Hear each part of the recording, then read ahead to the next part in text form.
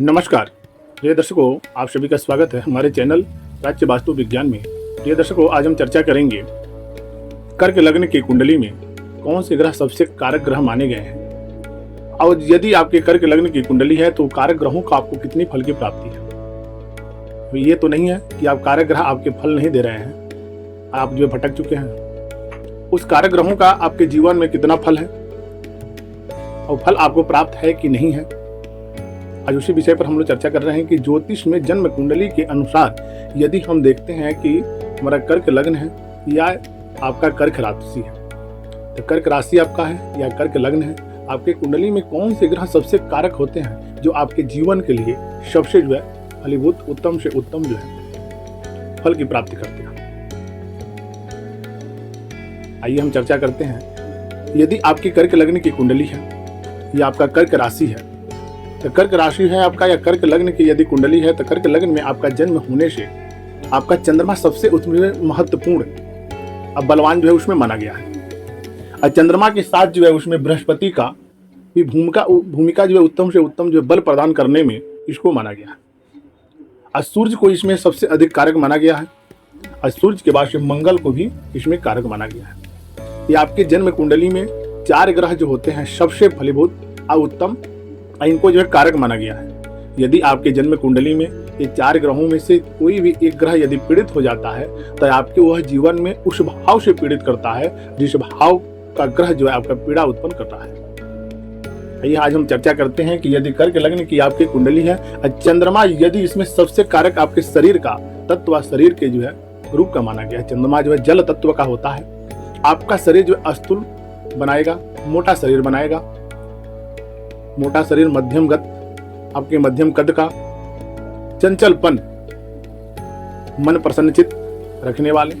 यदि पापी ग्रहों की दृष्टि आपका चंद्रमा किसी पापी ग्रह से, शनि, राहु, केतु से यदि पीड़ित हो गया है तो आपका मन जो है खीन प्रकार का रहता है, अंदर से क्रोधजनक जो है आपको व्यवहार का उत्पत्ति करता है, रात्रि का अनिद्रा का शिकार आपको बनाएगा और आपके गृह में भी चंचलपन का योग बनाएगा जो कि दाम्पत्य जीवन से आपको प्रेम नहीं होने देगा।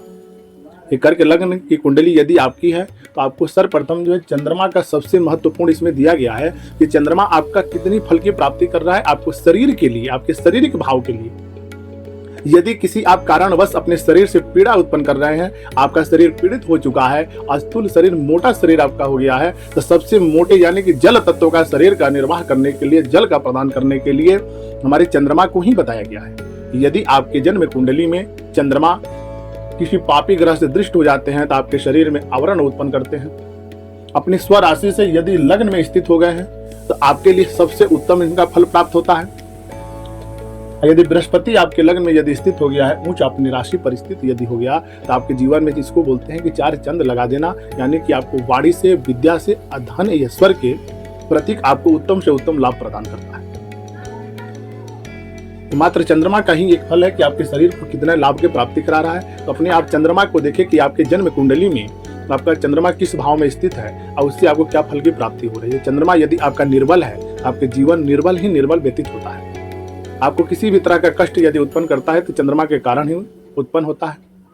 अब इसमें हम देखते हैं कि बृहस्पति का क्या भूमिका है, बृहस्पति आपको कितना लाभ प्राप्त कर रहा है। यदि बृहस्पति आपके चंद्रमा के साथ में यदि लग्न में स्थित है तो बृहस्पति यानी कि अपने पंचम भाव से विद्या भाव को देखता है तो आपको विद्या वाणी से उत्तम लाभ की प्राप्ति कराता है। और थोड़ी से भी अध्ययन यदि करते हैं तो आपको पूर्णतः उसको लाभ देता है, क्योंकि आपके जन्म कुंडली में बृहस्पति जो है आपके षष्ठ भाव का शत्रु का भी कारक है। आपके शत्रु आपसे कभी प्रबल नहीं हो सकते हैं। आपके सन्मुख कोई भी व्यक्ति आए तो आपका शत्रु नहीं बन सकता है, वो आपका मित्र ही मित्र हो जाएगा, क्योंकि चंद्रमा आपके जन्म कुंडली के अनुसार बृहस्पति का मित्र माना गया है। इसी के लिए आपके जो जन्म कुंडली में बृहस्पति चंद्रमा का फल उत्तम से उत्तम प्राप्त होगा। ये आपके सप्तम भाव यानी कि दाम्पत्य भाव में पड़ने से आपके पत्नी से भी प्रेम बनाएगा। यदि मंगल आपका यहाँ सप्तम भाव में स्थित हो गया है तो आपकी पत्नी से जो विद्रोह उत्पन्न कराएगा, पत्नी से आपको लाभ की प्राप्ति नहीं होगी। आप अच्छे वक्तव्य आप होते हैं, आप अच्छे गुण के लिए निर्वाह करना चाहते हैं तो आपके पत्नी के मन में जो है अंगारक योग उत्पन्न हो जाता है, उसके मन में चिड़चिड़ापन अधिक होने लगती है, क्योंकि मंगल जो होता है वो आग का तत्व है, अग्नि तत्व है। ये आग के समान जो है अपना स्वभाव उत्पन्न करता है। आपका जल तत्व है, यदि अग्नि में आप जल डालते हैं तो क्या होता है कि बुझता नहीं है, वो धुआं की तरह होता है। तो पति पत्नी के संबंध में जो है मनमुटाव उत्पन्न करता है। दाम्पत्य जीवन आपके जो है प्रेम का जो है भाव उत्तम नहीं रहने देता है, क्योंकि बृहस्पति आपका दृष्टि प्रेम बनाने के लिए करता है, लेकिन मंगल यहाँ पर स्थित है और आपकी इस सप्तम भाव से आपके स्वतः ये देख रहा है, तो पत्नी के सन्मुख होने मात्र से चिड़चिड़ापन की योग उत्पन्न हो जाता है और दाम्पत्य जीवन आपका अप्रेम जनक जो है योग लेकर के उत्पन्न होता है। आपकी पत्नी का संबंध आपसे उत्तम नहीं प्राप्त होता है। किसी न किसी कारणवश किसी न किसी तरह से जो है आप परेशानियां व्यतीत करेंगे अपने परिवारजनक चीज से। यदि बृहस्पति का यही दृष्टि आपके जो है बृहस्पति भाग्य के अभी आपका स्वामी है, तो आपके भाग्य में जो उत्तम से उत्तम जो वृद्धि करता है, धन ऐश्वर्य के प्रतीक आपको जो उत्तम लाभ के लिए प्राप्त करता है, उत्तम आपको धन के लिए भी देता है, आपके सामाजिक भी व्यवहार में आपको उत्तम से उत्तम लाभ प्रदान करता है। नवम दृष्टि बृहस्पति का अपने स्वराशि यानी कि अपने भाग्य भाव पर पड़ने से आपके भाग्य में उत्तम से उत्तम वृद्धि कारक योग बनाता है। बृहस्पति का नवम दृष्टि सबसे उत्तम माना गया है। बृहस्पति का नवम दृष्टि जिस भी व्यक्ति की जन्म कुंडली में यदि उसके भाग्य भाव पर पड़ता है या धन भाव पर पड़ता है, तो उसके जीवन में कभी जो धन की कमी नहीं होती है। जब भी उसके किसी कार्य के लिए अपना व्याकुलता अपना मन में रख लेता है कि इस कार्य को हमको करना है, तो बृहस्पति का दृष्टि यदि आपके जन्म कुंडली में जिस भी स्थान पर पड़ता है उस स्थान का वृद्धि करता है। तो बृहस्पति का आपका दृष्टि जो है विद्या भाव पर पड़ने से आपको विद्या वाणी से उत्तम लाभ प्राप्त करता है। आपके दाम्पत्य जीवन यानी कि पत्नी के भाव पर पड़ने से पत्नी अगर कितना हूँ जो है आपसे अव्यवहारिकता उत्पन्न करती है, लेकिन आपका व्यवहार जो है पत्नी के प्रति उत्तम से उत्तम लाभदायक होता है। आपके भाग्य भाव में बृहस्पति का दृष्टि पड़ने से आपका जीवन में कभी जो है भाग्य के संबंधित महसूस आप यह नहीं कर सकते हैं कि हमारा भाग्य निर्बल है। आप किसी भी कार्य को करने के लिए तत्पर यदि होते हैं, आपके भाग्य में उत्तरोत्तर वृद्धि कारक योग बनाता है।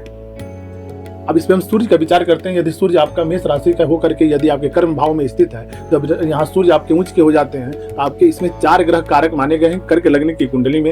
यदि कर्क लग्न की कुंडली में आपका सूर्य बृहस्पति या मंगल उत्तम यदि लाभदायक हो गए हैं, तो आपके जीवन में किसी भी तरह का तनाव अथवा आपके जीवन में किसी भी तरह की परेशानियों का सामना नहीं करना पड़ता है। अब सर्वप्रथम देखिए कि आपके जन्म कुंडली में यदि कर्क लग्न की आपकी कुंडली है, तो आपका सूर्य कहाँ पर स्थित है, आपका मंगल या आपका बृहस्पति या चंद्रमा यदि किसी पापी ग्रह से दृष्ट हो चुके हैं, यदि आपका बृहस्पति यहाँ पर मंगल के साथ में स्थित है, आपको शत्रुजनक जो है पीड़ा उत्पन्न करेगा। आपके दाम्पत्य जीवन यानी कि पत्नी से आपको कभी जो है प्रेम नहीं होने देगा।